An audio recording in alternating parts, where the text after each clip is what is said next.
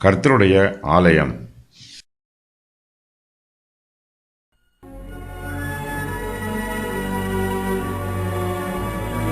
தாவீது பாடின ஆரோகண சங்கீதம். கர்த்தருடைய ஆலயத்திற்கு போவோம் வாருங்கள் என்று எனக்கு அவர்கள் சொன்னபோது மகிழ்ச்சியாயிருந்தேன்.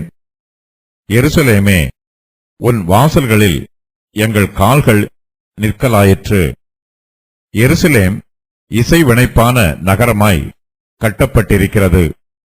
அங்கே இஸ்ரவேலுக்கு சாட்சியாக கர்த்தருடைய ஜனங்களாகிய கோத்திரங்கள் கர்த்தரின் நாமத்தை ஸ்தோத்தரிப்பதற்கு போகும்.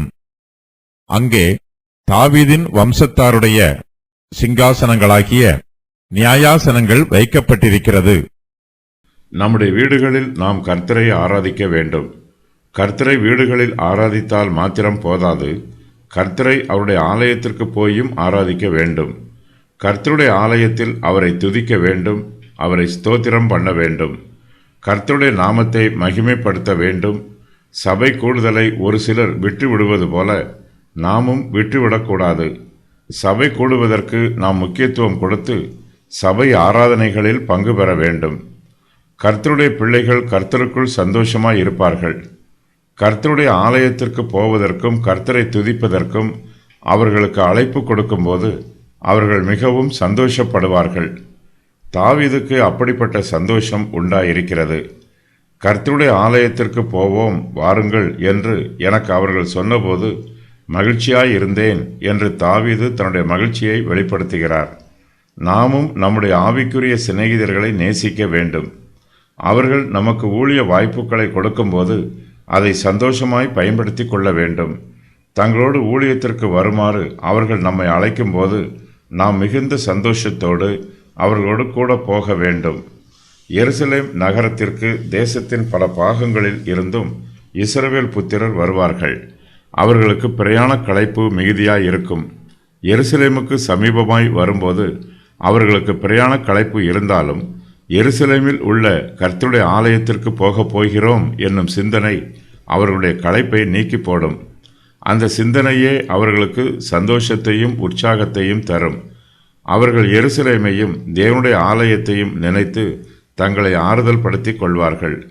இஸ்ரவேல் புத்திரர் எருசலேமுக்குள் வரும்போது, எருசலேமே, உன் வாசல்களில் எங்கள் கால்கள் நிற்கலாயிற்று என்று சந்தோஷமாய் சொல்லுவார்கள்.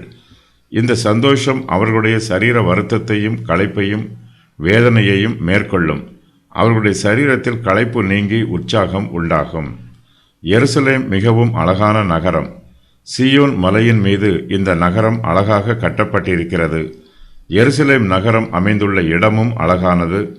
எருசலேம் நகரமும் அழகானது. எருசலேம் இசை வினைப்பான நகரமாக கட்டப்பட்டிருக்கிறது என்று தாவீது சொல்லுகிறார்.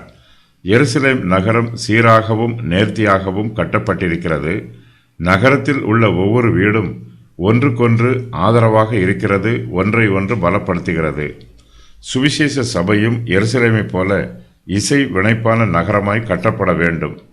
பரிசுத்த அன்பினாலும் அந்நியோன்ய ஐக்கியத்தினாலும் சபை இசைவாக இணைக்கப்பட்டிருக்க வேண்டும். அப்படி இருந்தால்தான் எல்லா விசுவாசிகளும் ஒன்றாக கூட்டிச் சேர்க்கப்பட்டு ஒரே சபையாராக இருப்பார்கள். இதுவே பரிசுத்த நகரம்.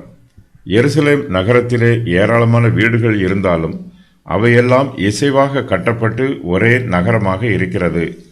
எருசலேம் நகரத்திற்கு இஸ்ரவேலின் 12 கோத்திரத்தாரும் வருவார்கள். அவர்கள் எருசலேம் நகரத்தின் அழகை ரசிப்பதற்கோ அங்கு ஓய்வெடுப்பதற்கோ வருவதில்லை. கர்த்தருடைய பரிசுத்த ஆலயத்தில் அவருடைய பரிசுத்த நாமத்தை ஸ்தோத்தரிப்பதற்காக வருவார்கள். தேவனுடைய வார்த்தையை கேட்பதற்காக எருசலேமுக்கு வருவார்கள். தாவீது இது பற்றி சொல்லும்போது, அங்கே இஸ்ரவேலுக்கு சாட்சியாக கர்த்தருடைய ஜனங்களாகிய கோத்திரங்கள் கர்த்தரின் நாமத்தை ஸ்தோத்தரிப்பதற்கு போகும் என்று சொல்லுகிறார்.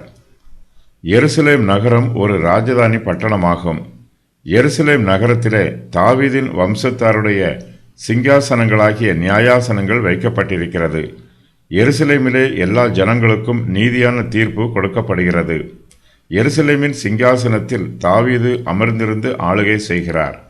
அவர் தேவனுடைய இருதயத்திற்கு ஏற்ற மனுஷர். தேவன் நீதிபரராய் இருப்பது போல தாவீதும் நீதியாக நியாயம் விசாரிக்கிறார், நீதியாக ஆளுகை செய்கிறார். இதனால் ஜனங்கள் எருசலேமை நேசிக்கிறார்கள். ஆசரிப்பு கூடாரத்திற்கு தாவீது தனது ஜீவியத்தில் அதிக முக்கியத்துவம் கொடுத்திருந்தார். மன மகிழ்ச்சியாக ஆலயத்திற்கு சென்று ஆண்டவரை ஆராதித்தார்.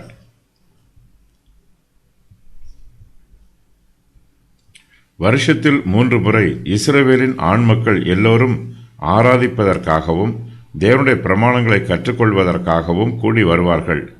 திரளான புருஷர்கள் எருசலேமில் உள்ள ஆலயத்திற்கு சென்று தேவனை ஆராதிப்பதற்கு கூடி வருவதினால் பாதைகள் எல்லாம் ஜனங்களால் நிரம்பி இருந்தது. எருசலேமில் ஜனங்களை நியாயம் விசாரிக்கும் நீதிமன்றங்கள் இருந்தன. நியாயப்பிரமாணத்தின் பிரகாரம் எல்லோருக்கும் நீதியாக நியாயம் வழங்கப்பட்டது.